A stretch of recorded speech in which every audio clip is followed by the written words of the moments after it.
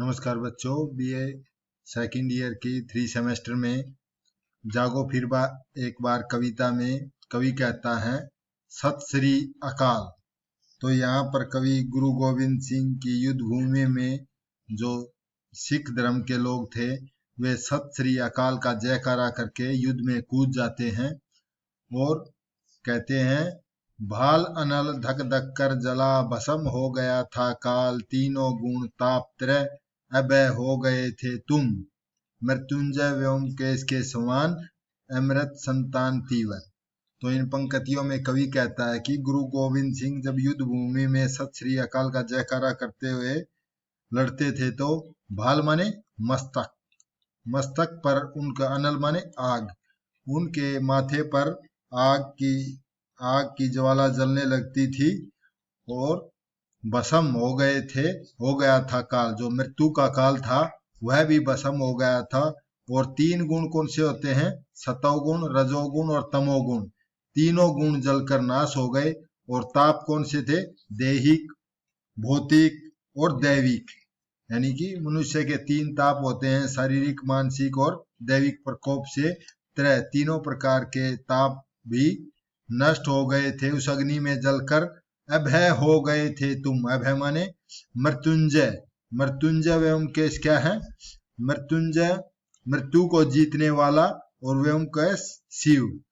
इस प्रकार तुम युद्ध करते हुए जिस प्रकार भगवान शिव ने मृत्यु को जीत लिया था उसी प्रकार तुम भय रहित होकर के तुमने मृत्यु के जीतने के समान भगवान शिव के समान अमृत संतान हो। और तीवर भेद कर सप्तावरण मरण लोक शोकाहारी पहुंचे थे वहां जहां आसन था सहसार, जागो फिर एक बार। तो इन पंक्तियों में आगे कहता है कवि तुम वह संतों की, जो संत हैं हमारे, उनकी अमर संतान हो जिन्होंने जो हमारे शरीर के अंदर 7 सप्तावरण माने 7 चक्कर हैं, मूलाधार, स्वादिष्ठान, मणिपुर, आज्ञा, जिनका हम ध्यान करते हैं जिससे हमारी कुंडलिनी शक्ति जागृत होती है।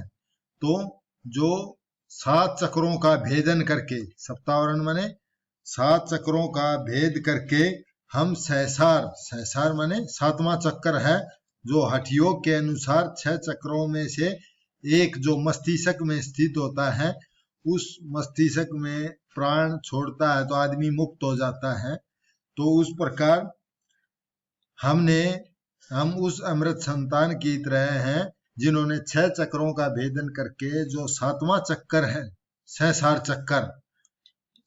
चक्कर है, जो हजारों कमलों के समान होता है, मोक्ष अवस्था में पहुंचे हो। वहां पर मोक्ष अवस्था में हम पहुंचे हैं जहां आसन सहसाचार। तो जागो फिर एक बार, हे भारतीयों, तुम उस अपने प्राचीन गौरव को स्मृत करके पुनः जागृत हो जाओ। तुमने बहुत ही तपस्या करके अपने ब्रह्मावस्था की अवस्था प्राप्त की है, ये कहना चाह रहा है कवि। इसमें इन पंक्तियों में अनुप्रास, रूपमा, उपमा अलंकार है और अनुप्रास अलंकार के साथ साथ वीर रस का परिपाक है, वो गुण की प्रधानता है, तत्सम तद्भाव शब्दाली है, भाषा सहज सरल खड़ी बोली है, तत्सम तद्भाव शब्दाली का प्रयोग किया गया है। सिंही की गोद से छिनता रे शिशु कौन? तो सिंही क्या है? शेरनी। सिंही का अर्थ है शेरनी, की गोद माने गोद से, छिनता रे शिशु, जो शेरनी के बच्चे को यदि कोई छीनता है तो मौन भी क्या रहती है, वह रहते प्राण रे अनजान। जब तक उस शेरनी में प्राण रहते हैं तब तक वह लड़ती रहती है, यानी कि उसके बच्चे को कोई छीन ले जाता है तो जब तक उसमें प्राण रहते हैं तब तक वह लड़ती रहती है।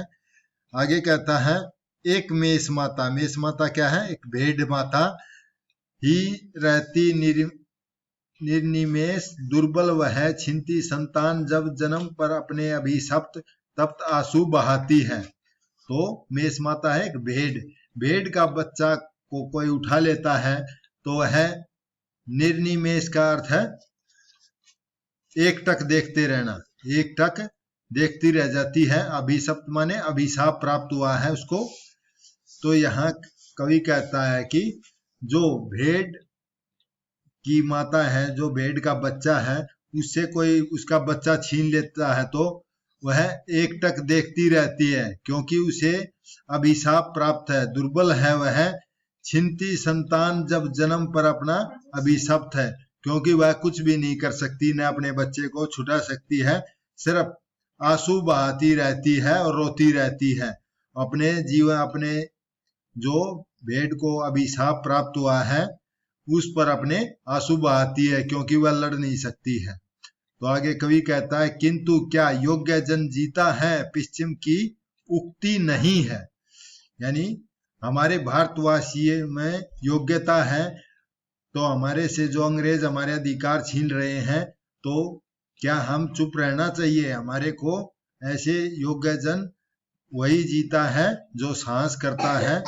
तो पश्चिम की उक्ति नहीं है। पश्चिम माने जो पश्चिमों के देश हैं, पश्चिमी राष्ट्र हैं, यह उक्ति पश्चिम की नहीं है, यह उक्ति किसकी है? गीता की है। यहाँ क्रम प्रधान है, गीता का उपदेश है, स्मरण करो बार बार, जागो फिर एक बार। हे भारतीयों, यानी गीता के उपदेश को स्मरण करो और बार बार नए जोश और संगठित होने के लिए, अंग्रेजों के खिलाफ लड़ाई लड़ने के लिए एकजुट हो जाओ, एक बार फिर जागृत हो जाओ। तो यहाँ कवि यह कहना चाह रहा है। तो इसमें राष्ट्रीय भावना मुखरित हुई है, गीता की कर्मशीलता का संदेश पर बल दिया गया है, ओज गुण है, तत्सम तद्भाव शब्दावली का प्रयोग किया गया है, और भेड़ जैसे कायरता की और वर्णन किया है। तो एक शेरनी को, वीर शेरनी का वर्णन किया गया है इन पंक्तियों में। प्रस्तुत पंक्तियों में कवि कहता है कि हे भारतीयों, पशु नहीं वीर तुम, समर सूर क्रूर नहीं, काल चक्कर में हो दबे, आज तुम राजकुंवर समर सरताज, पर क्या है सब माया है, माया है। तो इन पंक्तियों में कवि कहता है, हे भारतीयों, तुम पशु नहीं हो, तुम वीर हो, तुम वीर योद्धा हो, तुम समर सूर, समर माने युद्ध, तुम युद्ध के वीर हो, और क्रूर माने निर्दयी नहीं हो, तुम वीर युद्ध भूमि के सूरवीर हो, तुम निर्दयी भी नहीं हो कि शत्रुओं को बेवजह मारो, और काल चक्कर में दबे तुम राजकुंवर हो। यानी कि युद्ध में वीरता का प्रदर्शन करते हुए, यानी क्रूरता का व्यवहार नहीं करते, हमेशा काल चक्कर जो मृत्यु के आगे भी कभी नहीं डरते, और तुम राजकुंवर राजकुमार और युद्ध शिरोमणि होकर के काल चक्कर से कभी नहीं डरते। समर सरताज यानी कि युद्ध के शिरोमणि हो, समर सरताज माने युद्ध के शिरोमणि हो, शिरोमणि माने ताज हो, युद्ध के ताज हो, तुम हमेशा काल से भी नहीं डरते। पर क्या यह सब माया है, माया है, परंतु यह तो सब माया है, ये संसार क्या है? माया है। अन्यथा मुक्त हो सदा ही तुम, बाधा विहीन बंद छंद ज्यों, डूबे आनंद में सच्चिदानंद रूप। तो इन पंक्तियों में कवि कहता है कि यह संसार सब माया है, और तुम तो उसी प्रकार बाधा विहीन हो, मुक्त हो सदा, बाधा विहीन और स्वच्छंद हो, जिस प्रकार कविता मुक्त छंद है, छंद के बंधन से मुक्त होती है, छंद के बाधा विहीन बंद छंद ज्यों, यानी कि जिस प्रकार कविता छंद के बंधन से मुक्त है, उसी प्रकार तुम भी हमेशा ही मुक्त हो, इस संसार में मुक्त हो, माया से मत घबराओ। डूबे आनंद में सच्चिदानंद रूप, यहाँ कवि कहता है तुम आनंदमय और सच्चिदानंद स्वरूप हो, यानी इस परमात्मा के सच्चिदानंद स्वरूप हो। महामंत्र ऋषियों का अणु परमाणुओं में फूका हुआ तुम हो महान, तुम सदा हो महान। तो यहाँ कवि कहता है कि तुम ऋषियों के उस महामंत्र को स्मृत करो, उस मंत्र को याद करो जो उन्होंने अणुओं परमाणुओं कण कण में धरती के कण कण में फूका था। जो ऋषियों ने जो महामंत्र का वर्णन करते थे या गमन करते थे, उन्होंने इस धरती के कण कण में फूका है, वह तुम हो महान, तुम सदा हो महान। तो यह कवि कहता है तो तुम सदा सर्वदा महान हो, तुम सदा ही महान हो।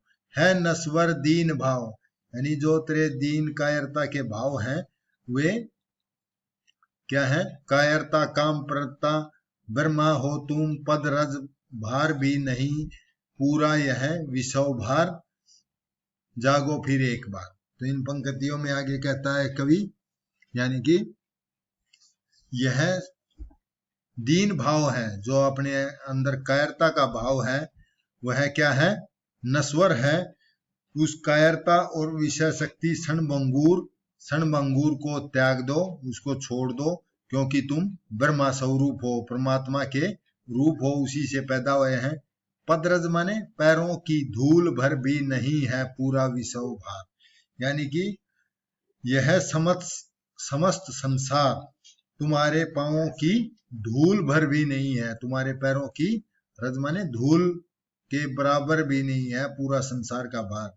तो इसीलिए हे भारतीयों, तुम पुण्य एक बार जागृत हो जाओ, एक बार पुण्य जागृत हो जाओ। तो इन पंक्तियों में कवि कहता है तुम पशु नहीं वीर हो, समर माने युद्ध के वीर हो, क्रूर नहीं, यानी कि तुम बिल्कुल निर्दयी नहीं हो, तुम तो राजकुंवर और युद्ध समर सरताज, यानी युद्ध के सरताज जो काल चक्कर में कभी न दबे हो, और यह सब माया है संसार, और तुम तो सदा मुक्त हो, जिस प्रकार कविता छंद के बंधन से मुक्त है, और डूबे आनंद में सच्चिदानंद रूप हो।